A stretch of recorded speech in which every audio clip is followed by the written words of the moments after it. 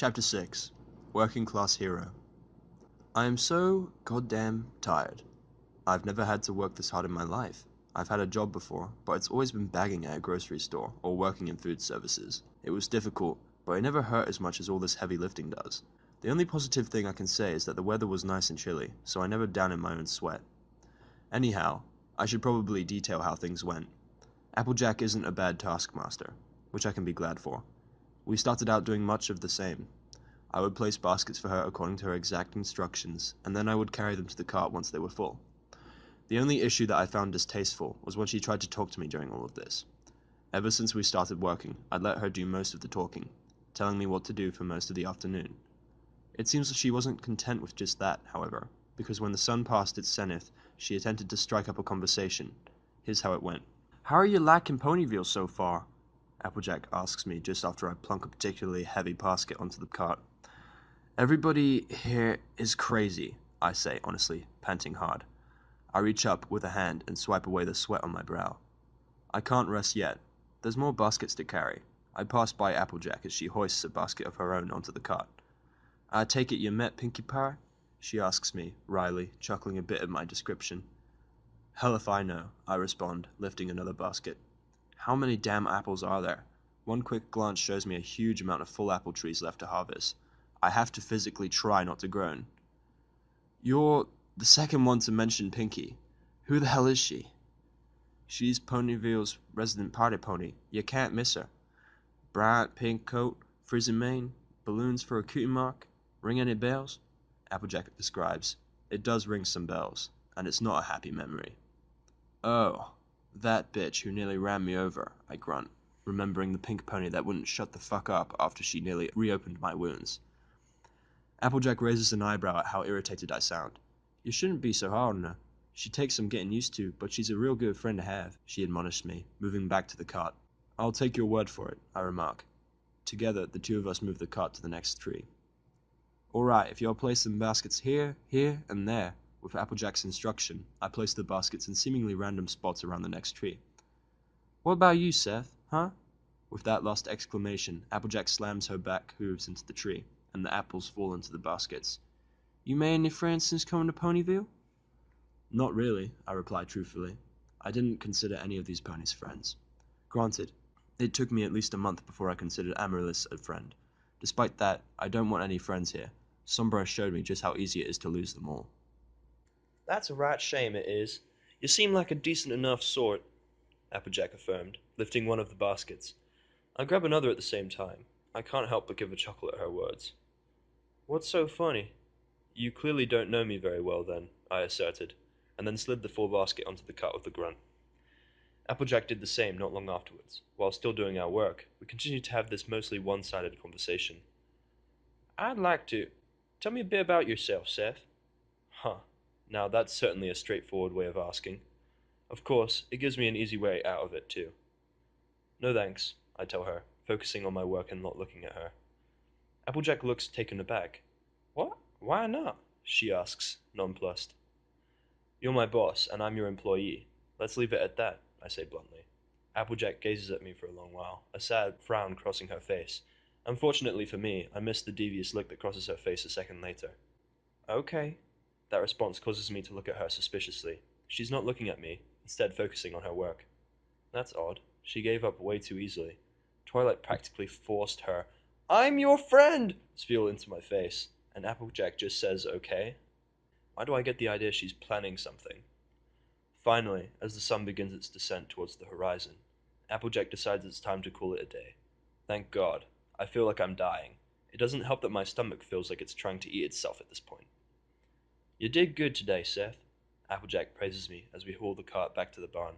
Filled to the brim with apple baskets, I only have the strength to grunt in response. This earns a hearty chuckle from her. "Bet it was harder work than you expected." "No, I knew it was going to be hell," I moan, slouching even as I walk. It hurts to walk. Ugh, life in Ponyville is going to suck if I have to do this every day. "I reckon y'all'll be a lot stronger by the end of the harvest season," Applejack claims as she looks at my muscles. "All this exercise will do you good." I say nothing to that, but she's got a point. I guess if I keep working here, I'll finally get that muscle mass I've always wanted. You see, After watching animes like Dragon Ball and Fairy Tail, I wanted to get ripped like they do, but I always just too lazy to do a workout schedule. Of course, now that I have to exercise or starve, maybe I'll get a six-pack. Who knows? We push the cart into the barn together, and I get my first look inside it, and it's empty. I'm not even kidding. There's a large expanse of hay stretching out before me, with a loft on the other end, and a few areas on either side separated by wooden partitions. At the other end of the barn is where several tools and other utilities are stored, like more carts. Let's just get her up against this wall, Applejack grunts, and the two of us move the cart up to the area she had indicated. I release it with a grunt and collapse against the wall, my back resting against it. Applejack chuckles a bit at how pitiful I must look. Damn it, I wish I could quit, but I need the money. Speaking of which, I wonder how much I'm getting paid for this. Right, that takes care of that. Care to step inside my house while I get your pay? Applejack offers. I shrug and fall into step beside her as she walks towards a door in the back left corner of the barn. I might as well, better than standing out in the cold. When we step inside, I take a quick look around. It's a rectangular room, with paintings lining the walls and a few windows gazing out over the farm. There's an orange rung on the ground as well. I also spot a door on my left that leads into a decently sized kitchen, from which I can smell a hint of something fucking amazing. Oh, they're cooking food. I'm so fucking hungry. In front of me, near the rug, Big Macintosh and Apple Bloom are playing together in an adorable fashion. She keeps trying to climb all the way up to his head, but he keeps her from reaching it by grabbing her with his forelegs and tickling her senseless. I can't help but smile a bit at the clear display of sibling love. It reminds me of my own brother. I was sitting on the leather couch in my parents' house when my parents were out. My brother, Adam, was beside me. Our eyes were riveted on the plasma screen TV that spanned the back wall of the room, where one of the final episodes of Soul Eater was playing. The two of us were on the edge of our seats, our breath coming quickly, as we were completely immersed in the events unrolling before us. Our jaws dropped as the character on the screen grew to a plane of heightened power we'd never seen from him before. Was he going to do it? Was he going to finish off the enemy once and for all? We both groaned when the scene changes to the point of view of characters away from what seemed to be the final battle, and it wasn't long before the episode ended. Damn, that was awesome, Adam gasped, turning to face me. Hurry, put the next one on.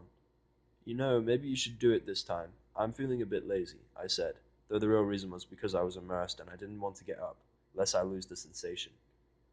Nuh-uh, Mr. Anime, this is your show, remember? I just happened to think it's so awesome and sit with you while you watch it, Adam pointed out.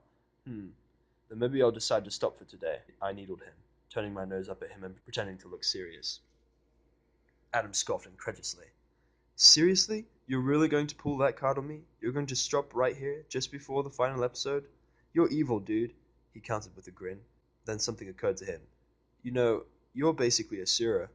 My grin soon mirrors him, and then I stand up, grabbing a blanket and wrapping it around my neck, such that it served as a makeshift cloak.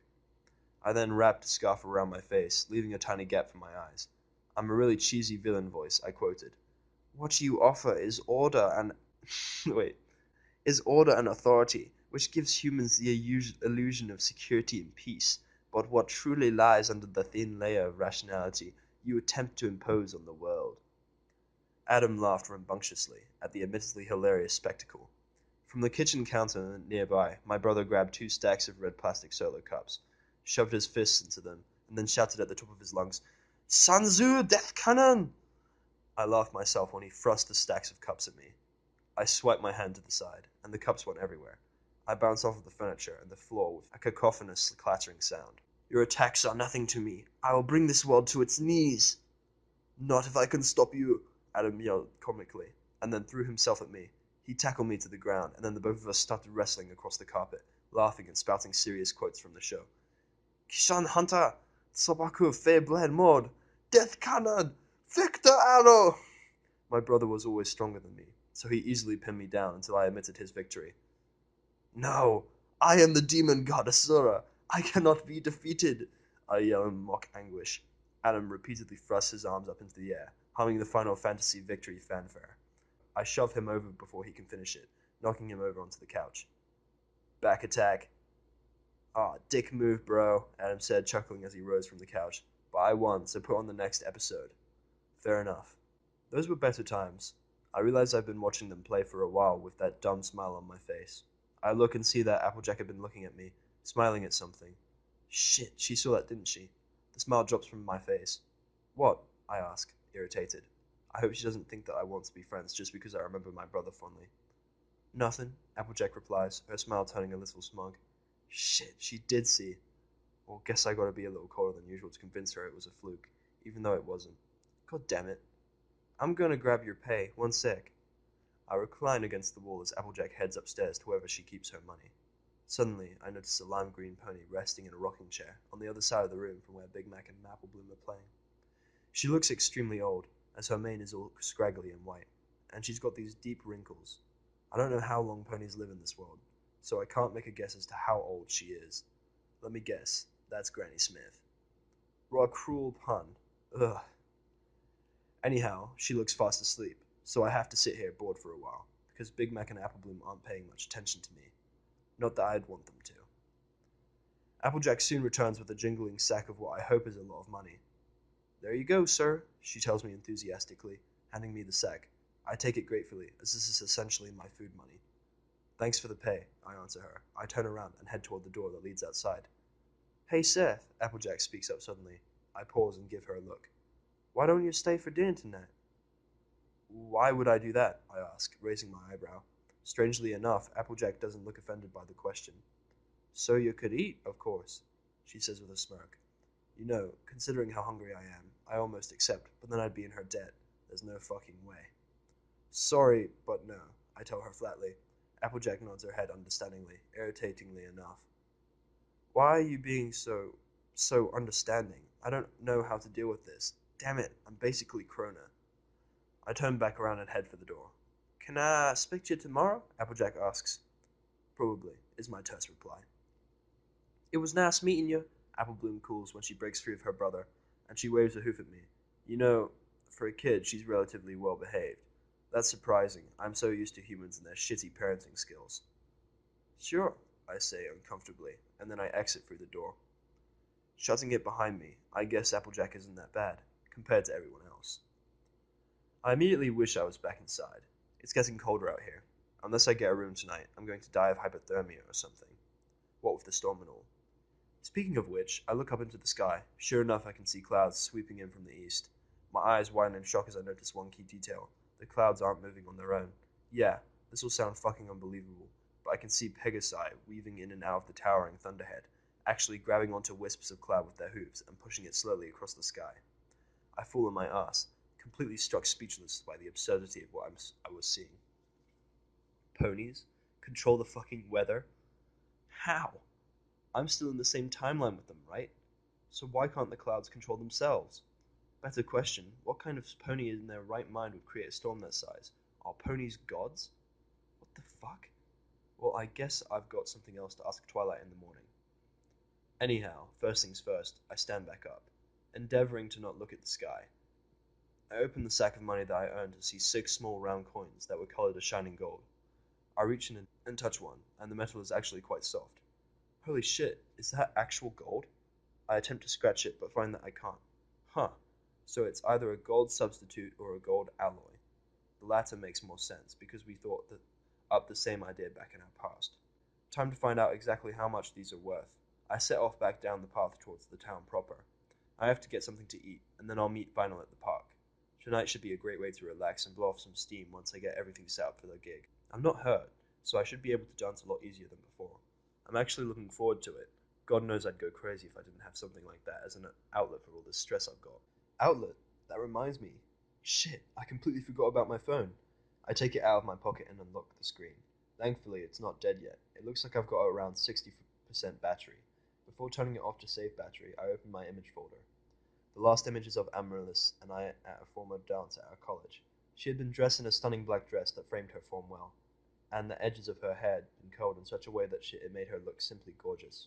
Me, I was just wearing a run-of-the-mill suit, but we both looked happy, and it made me smile a little. God, I missed her so fucking much.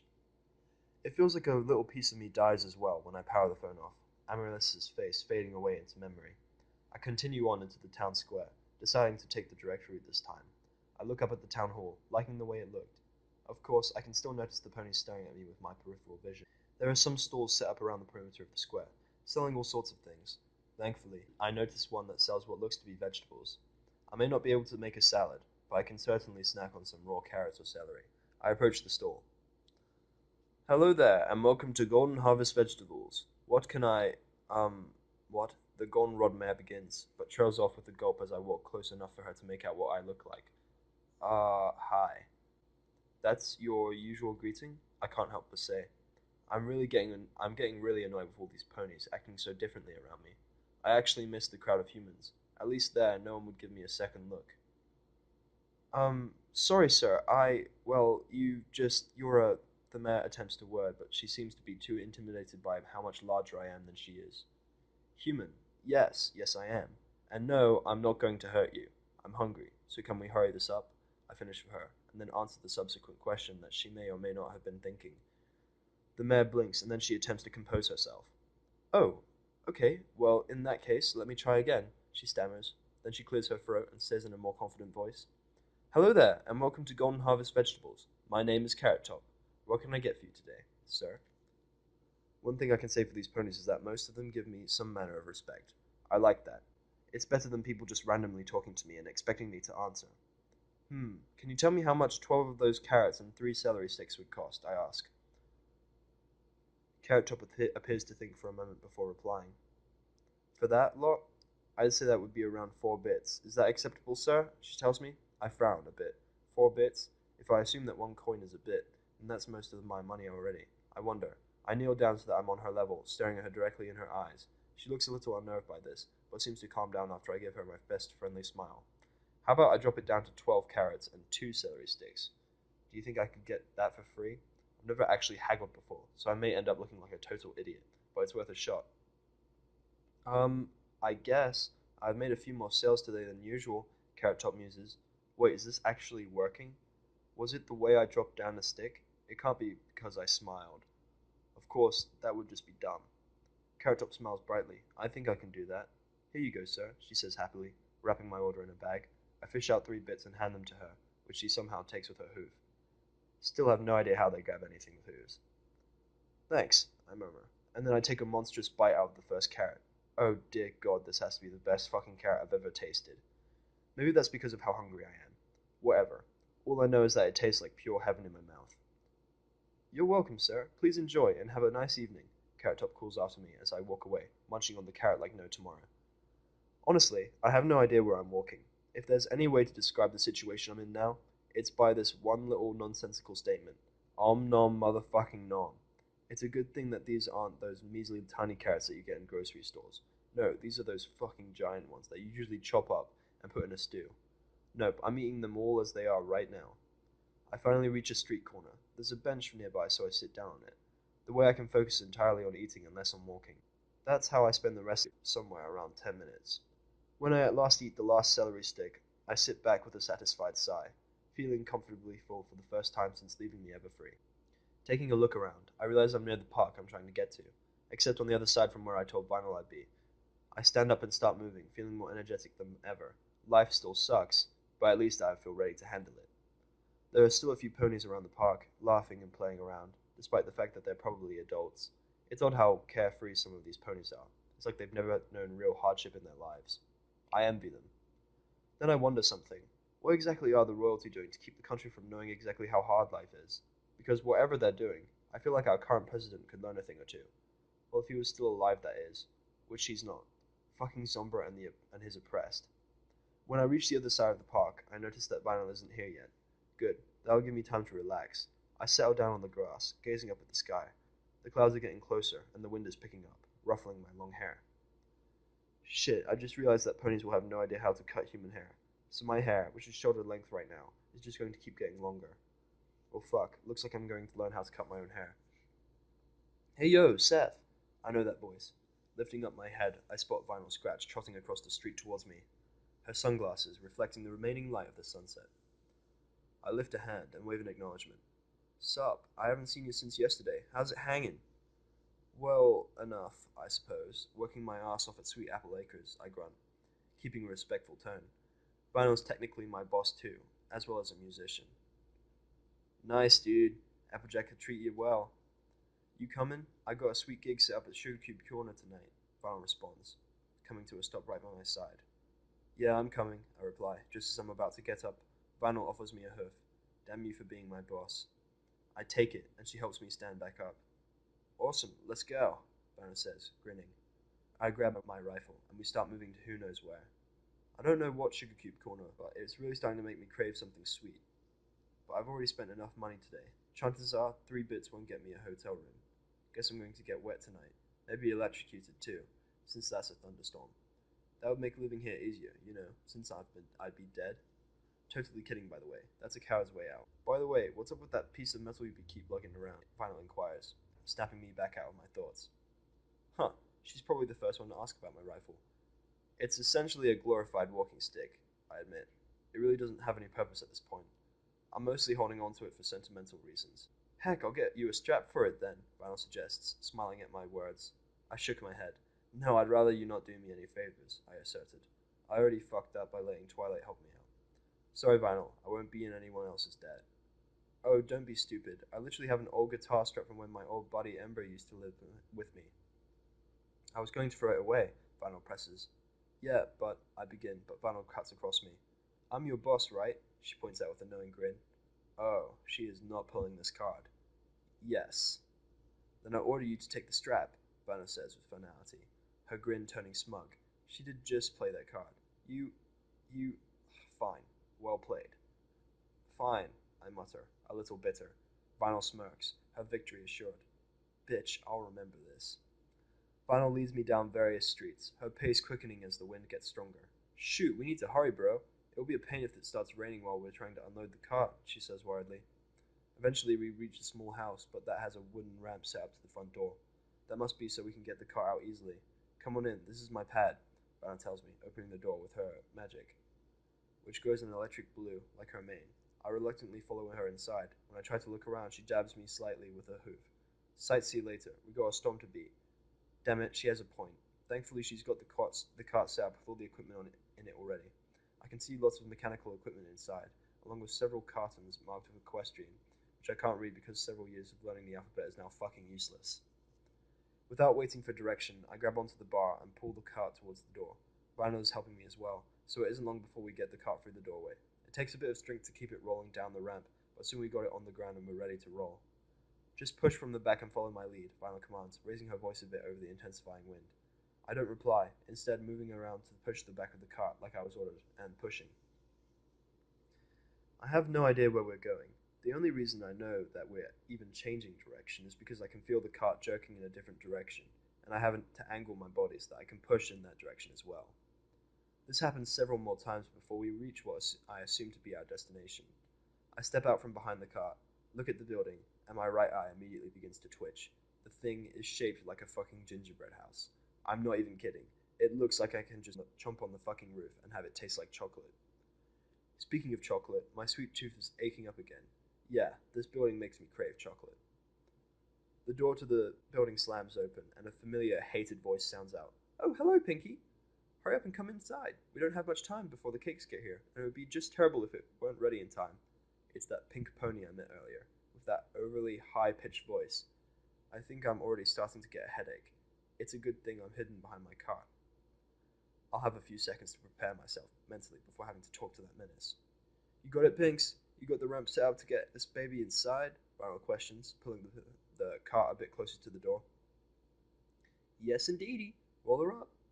I'm just about done baking this super duper incredible cake, Pinky exclaims happily, and then I hear something bouncing away. What the fuck is up with that pink thing? Alright, dude, let's get inside before it starts pouring on us, Banner says, pulling the cart. I push on the end and I feel it rolling up a ramp inside the building. The moment we step inside, a thunderclap sounds in the heavens, and the first drops of rain start to fall. That was close. The first thing to assault my senses is the smell of chocolate and candy. God damn, that smells fucking amazing. I wonder if there'll be free food at this thing. That would make my night. Stepping out from behind the cart, I look around the inside of the building. It's like I've stepped into a birthday party for a 5-year-old. The candy-themed decorations aside, there are streamers and balloons everywhere, along with a banner that says, "Congratulations, Mr. and Miss Cake," stretched across the archway in the back portion of the room. Yeah, this room is mostly open space, with a green carpet stretched across the floor. To my left, there's a raised area that looks like it would be whole tables for sitting and eating, but it's been completely cleared out for some reason or another. Straight ahead, I can see a counter with a glass front, the kind you're used to seeing in candy shops. There are candies and cupcakes. displayed inside of it, and they look really delicious. I want one. On the right, there's a longer wooden counter with an old-fashioned cash register set up. Also, I can see multiple tables set up with various drinks and other foodstuffs above them. Sweet. That means I get free food. So working for Vinyl comes with free refreshments. This is great. Maybe not healthy, but it's awesome, so it's totally okay. Then there are ponies everywhere. There are many other ponies invited to this gig or wherever, some of which I recognize. Unfortunately, that means that some recognize me as well. Mr. Seth! I turn my head to see Flitter walking towards me with a smile on her face. She has a plate of cookies on her back that somehow stays balanced as she walks. I give her an enthusiastic wave, but it does seem like it's going to keep her from talking to me. Weren't you working on this storm or wherever? I ask with a sigh. Flitter nodded enthusiastically. Yes, actually. I've never created anything more than overcast weather, so this was really interesting, she exclaimed. But once the storm got really big, Rainbow Dash told me that the more experienced members would take over. So, Rainbow Dash is actually somewhat important, I query, surprised to hear that egotistical brat's name. Flitter's eyes widened, and then she nodded. Oh, yes. Miss Dash leads the Ponyville weather team. She's really good at it, Flitter informs me. Great. So I may have pissed off somebody important. Oh well, it's like I need the approval of the weather team anyway. She'll actually be here later tonight. Oh, you have to be kidding me. I was just about to say something when yet another pony I recognize calls out my name. Seth, fancy seeing you here. I turn into my surprise. Twilight is trotting toward me. Oh dear God, how many other ponies am I going to have to talk to? Hey bro, save the socializing for later. You've got stuff to carry for me, Vinyl calls from behind me. Thank you so fucking much, Vinyl. I'll be with you in a minute. I tell them, moving back to the cart. I pick up the first carton I see and heave it out of the cart. Alright, I'll be over by the counter then, Twilight replies understandingly, moving away. Wolf Flitter just nods, munching on a cookie. Come see me when you get a chance. Sure, whatever. Boss, where do I put this stuff? I say, glancing at Vinyl. Just move everything in this cart to that raised area up there, she orders me, pointing a hoof at the cleared out area, unless it's labeled LED. Those I wanted in the open area out here. I can't read equestrian, I admit, somewhat sheepishly. Vinyl stares at me for a moment. I can't read what she's thinking because of those glasses. Alright then, come here, she finally says. Putting the box I'm holding down, I move over to her. Vinyl points a hoof at the particular box upon which is more of that equestrian school. That's LED in equestrian. If you can memorize what that looks like, you should be fine. I squint at the letters for a bit, and I notice a character that looks a little like she in katakana. I can remember that. Got it, I say with a nod, and then I pick the box on the ground back up. Pinks, can you clear the dance floor for me? I need room to get set up. Vinyl calls back to the room. Okie dokie Loki, Pinky chirps, bouncing back out into the front room. What the fuck did she just say? This fucking pony. Over the next 30 minutes, Vinyl and I work together to set up our ensemble.